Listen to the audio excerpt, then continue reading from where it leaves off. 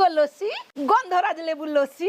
আমি আজকে দুই ধরনের লস্যি বানিয়ে আপনাদের দেখাবো, আম লস্যি এবং গন্ধরাজ লেবুর লস্যি। প্রথমে একটা পাকা আমটি আমি ভালো করে ধুয়ে নেব এবং ছুরির সাহায্যে আমগুলো ছোট করে কেটে নেব।